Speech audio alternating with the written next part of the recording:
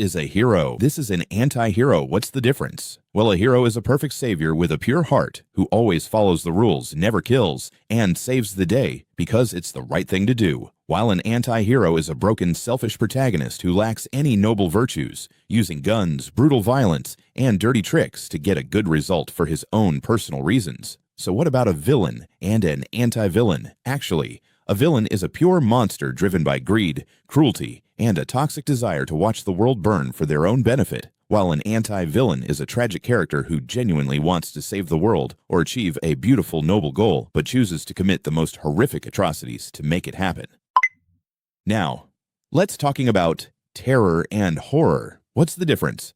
Terror is that awful, freezing feeling you get in your stomach when you walk into a dark room and feel like something is watching you, while horror is when that thing jumps out of the dark and you actually see the blood, the monster, and the ugly reality right in your face. So what about thriller and mystery? Actually, a thriller is a fast psychological game that pumps your adrenaline by putting characters in a race against time, making you sweat with non-stop anxiety. While a mystery is a slow puzzle that focuses purely on a hidden secret, making you search for clues to guess who did it before the main character finds out.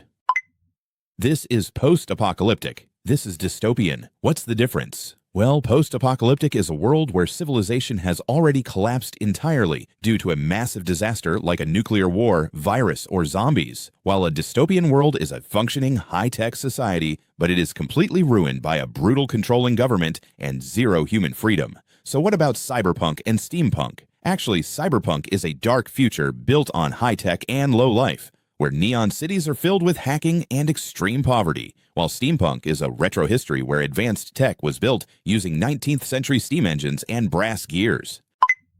This is your ego. This is your alter ego. What's the difference? Well, your ego is your boring, everyday self, the stressed, insecure person you see in the mirror who tries to survive and please everyone around you, while an alter ego is a secret character your brain creates to act out all the confidence, power, and crazy things you are too scared to do in real life. So what about the id and the superego?